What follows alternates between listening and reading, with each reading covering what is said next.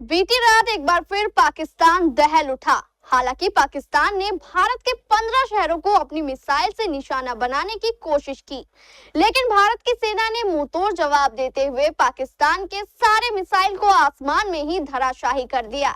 पाकिस्तान अपनी एक भी मिसाइल भारत की सरजमी तक भेजने में सफल नहीं हो पाया।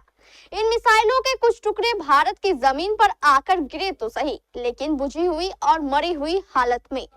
पाकिस्तान जैसे जैसे अपनी मिसाइल भारत के शहरों की ओर दाग रहा था, वैसे वैसे भारतीय सेना अपने एयर डिफेंस सिस्टम S-400 से ही धराशाही कर रही थी। पाकिस्तान की जब यह कोशिश नाकाम हो गई, तब भारत की सेना ने अपने शक्तिशाली ड्रोन को पाकिस्तानी आसमान पर छोड़ दिया। हम आपको बता दें कि यह सभी ड्रोन भारत ने इजराइल से खरीदे हैं। हालांकि पाकिस्तान ने अपनी मिसाइल से इन ड्रोनों को मार गिराने की कोशिश की, लेकिन यह ड्रोन इतने छोटे हैं कि पाकिस्तान की मिसाइल इन ड्रोनों का कुछ भी बिगाड़ नहीं पाई। अपितु यह जरूर हुआ कि पाकिस्तानी आसमान में घूम रहे इन भारतीय ड्रोनों ने पाकिस्तान के एयर डिफेंस सिस्टम पर अपना निशाना साधा और उसे बर्बाद कर दिया। लाहौर में लगा पाकिस्तान का यह एयर डिफेंस सिस्टम चीन से मंगाया गया था, जो पूरी तरह फेल रहा। उधर इस लड़ाई का फायदा पाकिस्तान का अलगाववाद संगठन BLA यानी बलूचिस्तान लिबरेशन आर्मी ने भी पाकिस्तान के शहरों में बम विस्फोट करने शुरू कर दिए। BLA द्वारा दागे गए बमों से पाकिस्तान के कई शहरों में जोरदार धमाके हो रहे हैं। इधर रावलपिंडी का क्रिकेट स्टेडियम भी आग में धू धू करके जल रहा है। इधर भारतीय सेना ने भी अपनी तैयारी को और भी तेज कर दिया है। भारतीय सीमाओं पर सेना की 137 टुकड़ियों को भेजा जा रहा है। बांग्लादेश से जुड़ी सीमाओं पर भी सुरक्षा व्यवस्था और अधिक कड़ी कर दी गई है।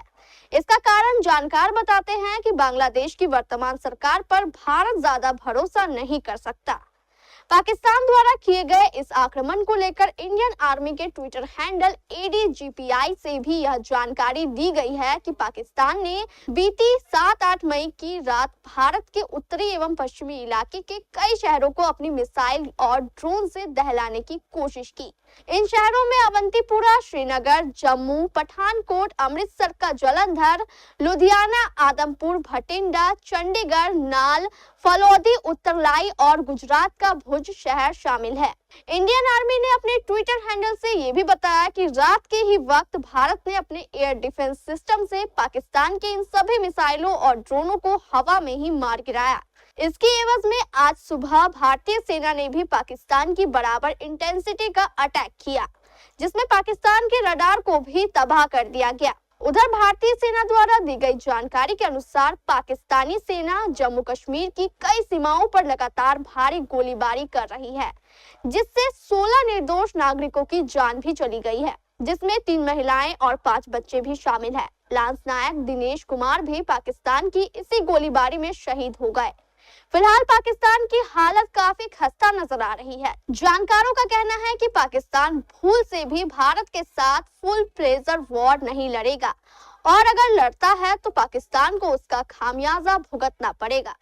इस पूरे घटनाक्रम के बारे में जानकारी देते हुए भारत के विदेश मंत्रालय द्वारा आयोजित प्रेस कॉन्फ्रेंस में विदेश सचिव विक्रम मिस्त्री, कर्नल सोफिया कुरैशी और विंग कमांडर व्योमिका सिंह ने बताया कि perhaps seen some information related to developments since late last night, early this morning, which has been put out by the Ministry of Defence.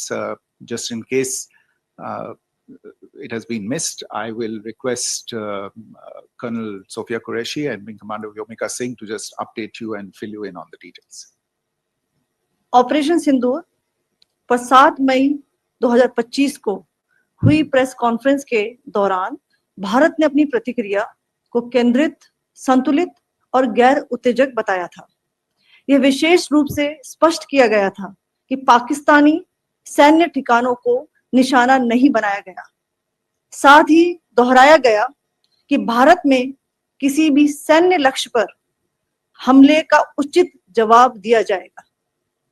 7 से 8 मई 2025 की रात को पाकिस्तान ने उत्तरी और पश्चिमी भारत में स्थित कई सैन्य ठिकानों को, जैसे कि अवंतीपुरा, श्रीनगर, जम्मू, पठानकोट, अमृतसर, कपूरथला, जालंधर, लुधियाना, आदमपुर, भटिंडा, चंडीगढ़, नाल, फलौदी, उत्तरलाई और भुज पर ड्रोन और मिसाइलों से हमला करने का प्रयास किया।